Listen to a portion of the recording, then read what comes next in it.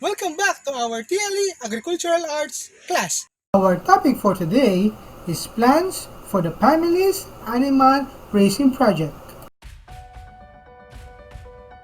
But before we proceed, first, let's have a review of our previous lesson. Direction. On a piece of paper, write T if the statement is true and F if it is false. Number 1. Animal raising adds income to the family. The answer is true. You got it right. Number 2. Give the animals nutritious and clean food to get the best results and have progressive enterprise. The correct answer is true. Impressive. And number 3. It's not necessary to clean the pens of the animals and their surroundings. And the answer is false. Very good.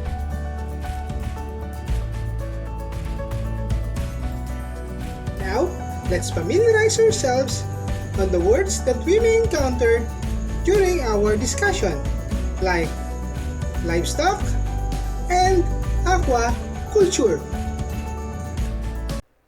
Livestock is commonly defined as domesticated animals raised in an agricultural setting to produce labor and commodities such as meat, eggs, milk, fur, leather, and wool.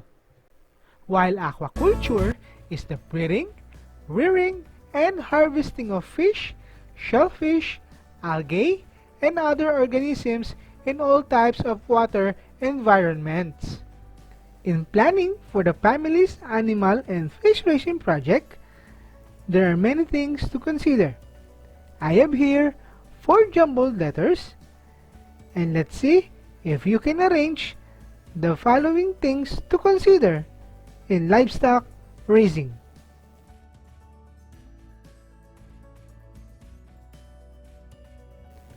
Alright, let's check if your answers are correct. For the first word, we have food. The second word is water source. The third word is shelter. And the fourth word is location. How many correct answers did you get? Alright, very good. Here are some suggestions to make the right decisions in animal and fish raising project. Attend seminars sponsored by government agencies. Number 2. Read journals or magazines on livestock raising. Number 3.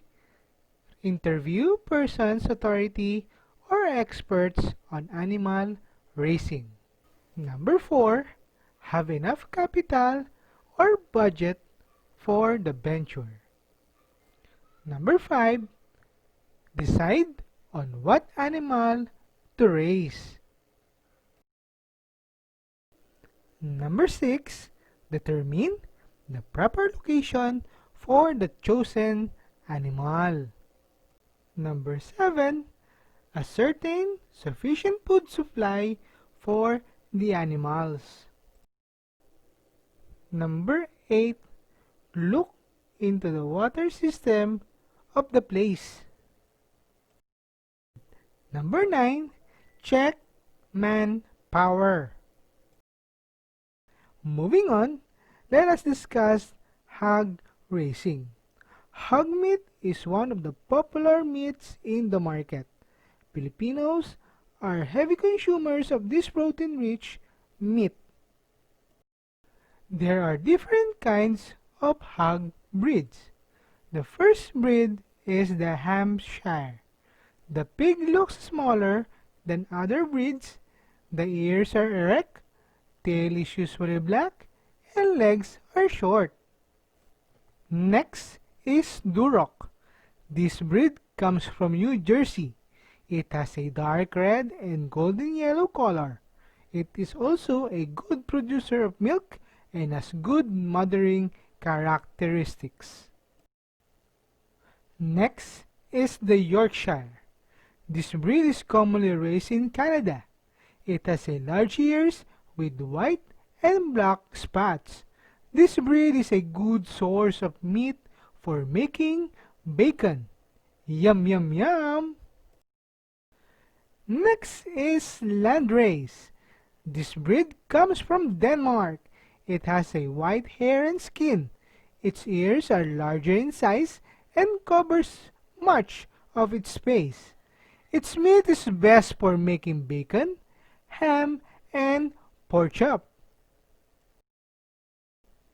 Next is Hypor. This breed has well-muscled back, well-developed ham, and has a high carcass quality. It has a superior milking qualities. Followed by Poland China. This breed is black in color with white spots on its feet, tail, and face. It has thick meat. The last breed is the Tamworth. This has a long, narrow head, long snout, and erect ears. The body is light and dark red in color. Its meat is best for making bacon. Let's have an activity. Match column A with column B. Swine at different age levels require different feed types to be given 2 to 3 times per day. Write the correct letter on the space provided. You may now get your pen and paper and start answering. For column A, number 1, starter mash. Number 2, growing. Number 3, fattening mash. For number 4, alternative food. For column B, letter A. This is given to 10-month-old piglets until they are ready for slaughtering. Letter B. This is given to 2 to 8 week piglets. Letter C. This is given to 2 to 6-month-old piglets. And letter D. Kamote tops, kangkong, papaya leaves may also be given to swine from time to time. You will be given 30 seconds to answer this activity.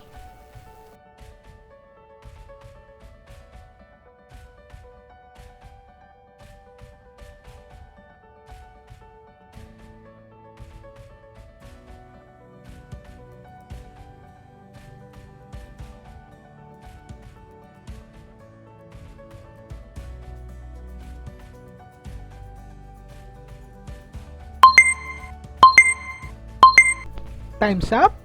Let us now check if your answers are correct. For number 1, starter mash. The answer is letter B. Correct. Number 2, growing mash. And the answer is letter C. Number 3, fattening mash. The correct answer is letter A. And number 4, alternative food. The answer is letter D. You got it right! Well, how was it? Do you think you fared well? If all your answers are correct, very good. This shows that you already know much about the topic. You may still study the module to review what you already know. Who knows? You might learn a few more new things as well. If you got a low score, don't feel bad. This only means this module is for you. It will help you understand important concepts that you can apply in your daily life. If you study this module carefully, you will learn the answers to all the items in the test and a lot more. Are you ready? Let's proceed to another activity. So these are the requirements for hog raising. Put, check if it follows a good standard in hog raising, and X if not. Number 1. Pig pen must have adequate space for the pig to move around freely. There must be trough for feeds and water. The roofing is made of galvanized sheets. And the answer is... check! Very good! Number 2. Piglet must not be carefully selected. Check skin, legs, feet, and nails, as well as breed and size. And the correct answer is X. Piglet must be carefully selected.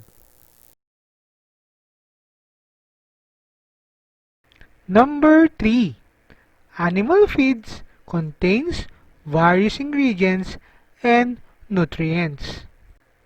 And the correct answer is check. Number 4. Avoid giving spoiled food, for this can cause diseases which can be transmitted to humans. And the answer is check. Number 5. One must ensure that the pigs do not contact any diseases. Proper care includes keeping them in pig pens, maintaining cleanliness in their spaces, bathing them every day. And the answer is check. Very good. Now, let us proceed in goat raising. Goats are easier to raise because they simply live on grass and leaves of plants like ipil-ipil, kangkong, kamote, and tamarind. They are also managed for the production of milk, meat, and wool. Our next topic is all about plans in raising fish. What are the plans in raising fish? In raising a fish, you must consider their habitat.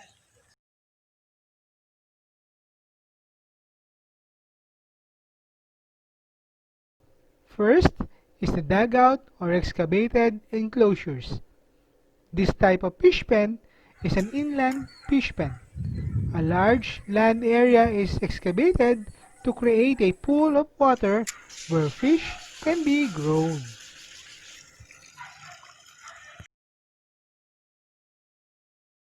Second, the concrete or plastic enclosures.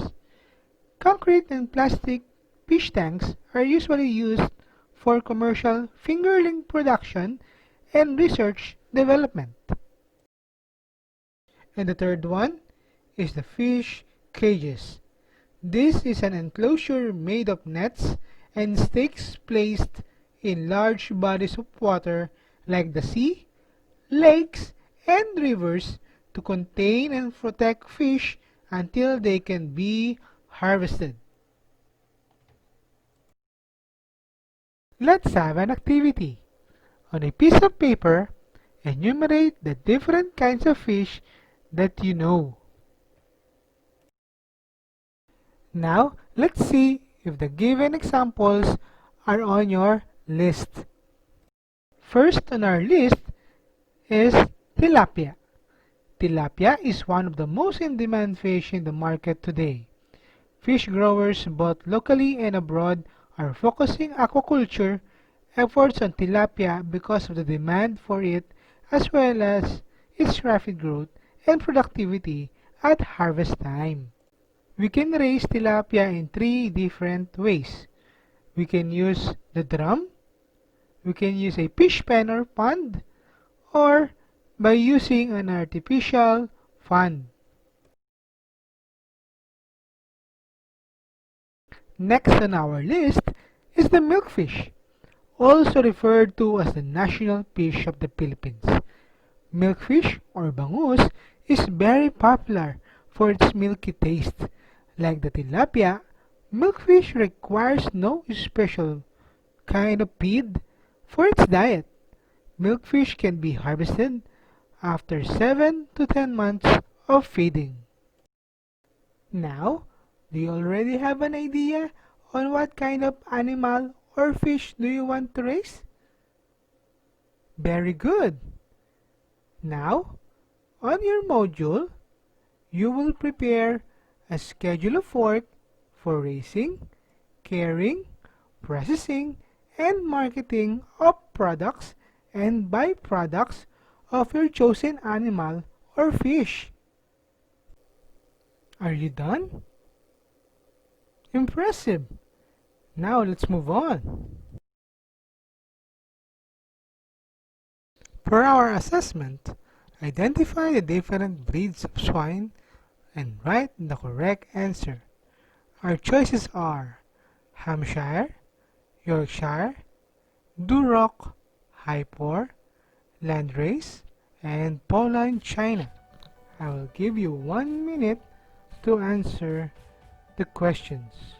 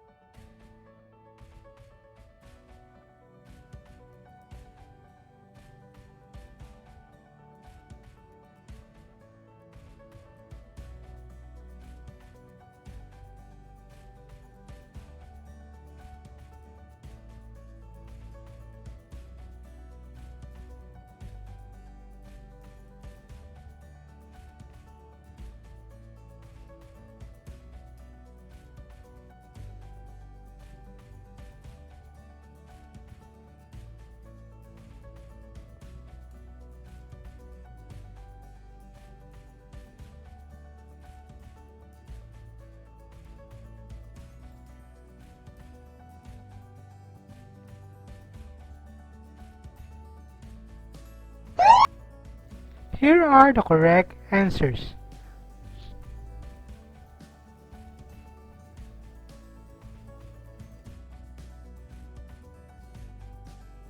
For your assignment, write it on your notebook. After deciding what animal to raise, write the following. And for the reflection,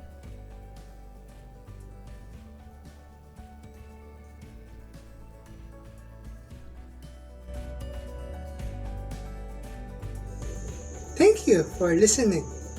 I hope you learned a lot in today's discussion. Again, I'm Sir Ivan Diem C. San Pedro from Bagong Bayan Elementary School saying, in agriculture, we preserve our culture. Thank you very much. Bye-bye!